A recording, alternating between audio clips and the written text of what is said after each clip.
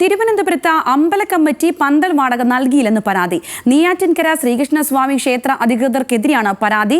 വാടക ഇനത്തിൽ 3 ലക്ഷം രൂപ കുടിശ്ശികയുണ്ടെന്നാണ് പരാതി.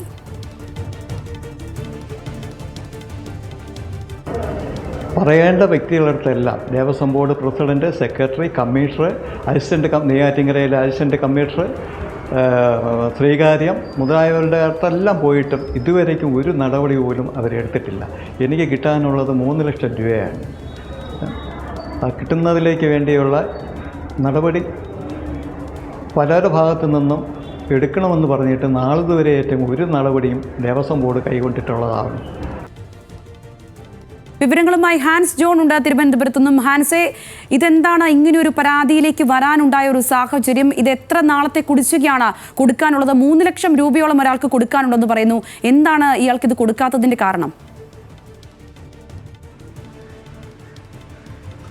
സംഗീത, ഈ അമ്പലത്തിൽ, ഈ നെയ്യാറ്റിൻകര ശ്രീകൃഷ്ണസ്വാമി ക്ഷേത്രത്തിൽ ഈ കഴിഞ്ഞ മാർച്ച് ഏപ്രിൽ മാസങ്ങളിലായിരുന്നു ഉത്സവം നടന്നത്. മാർച്ച് 24-നും തുടങ്ങി ഏപ്രിൽ 2-നാണ് ഉത്സവം അവസാനിച്ചത്.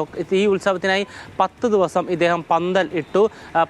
ഏകദേശം 4,20,000 രൂപയ്ക്കായിരുന്നു അദ്ദേഹം ഈ കൊട്ടേഷൻ സ്വീകരിച്ചത്. അതിൽ 1,20,000 രൂപ അദ്ദേഹത്തിന് അഡ്വാൻസായി നൽകി. പക്ഷേ പിന്നീട് ഈ പണം ബാക്കി നൽകാനുള്ള 3 ലക്ഷം രൂപ ഇത്രയധികം മാസമായിട്ടും ക്ഷേത്ര അധികൃതർ നൽകിയിട്ടില്ല എന്നാണ് ഇദ്ദേഹം പരാതിപ്പെടുന്നത്. പന്തൽ കോൺട്രാക്ടറായിട്ടുള്ള എസ് ജനാർദ്ദനാണ് പരാതിക്കാരൻ. നിരവധി തവണ ഈ പണം നൽകണമെന്ന് ആവശ്യപ്പെട്ട് അമ്പല കമ്മിറ്റിക്കാരെ സമീപിച്ചു. പക്ഷേ അവർ ഈ പണം തന്നില്ല. പിന്നീട് അസിസ്റ്റന്റ് ദേവസ്വം കമ്മീഷണർക്ക് പരാതി നൽകി. പിന്നീട് ദേവസ്വം കമ്മീഷണർക്ക് പരാതി നൽകി. അതിനുശേഷം ദേവസ്വം ബോർഡ് പ്രസിഡന്റിനും പരാതി നൽകിയിട്ടും യാതൊരു വിധത്തിലുള്ള നടപടിയും സ്വീകരിക്കുന്നില്ല എന്നാണ് ഇപ്പോൾ ജനാർദ്ദനൻ ആരോപിക്കുന്നത്. ഏകദേശം 4 മാസത്തോളം കഴിയുന്നു ഇത്തരത്തിൽ 3 ലക്ഷം രൂപ കിട്ടാതായിട്ട്.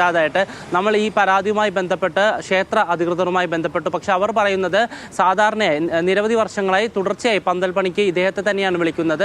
ഈ കഴിഞ്ഞ തവണയും ഇത്തരത്തിൽ പണം ആദ്യം അഡ്വാൻസ് നൽകിയതിനു ശേഷം അടുത്ത് തന്നെ പണം നൽകാൻ ശ്രമിച്ചു. പക്ഷേ ചില സാങ്കേതിക പ്രശ്നങ്ങളുണ്ടായി. പിന്നീട് അതിനിടയിൽ ഇദ്ദേഹം അസിസ്റ്റന്റ് ദേവസ്വം കമ്മീഷണർക്ക് പരാതി നൽകി. ഇനി ഈ വിഷയത്തിൽ പരാതി നിലനിൽക്കുന്ന സാഹചര്യത്തിൽ എന്തെങ്കിലും നടപടി അസിസ്റ്റന്റ് ദേവസ്വം കമ്മീഷണർക്ക് മാത്രം സ്വീകരിക്കാൻ കഴിയുകയുള്ളൂ എന്നാണ് അധികൃതർ ഇപ്പോൾ പറയുന്നത്. സംഗീത. ശരി ഹാൻസ്.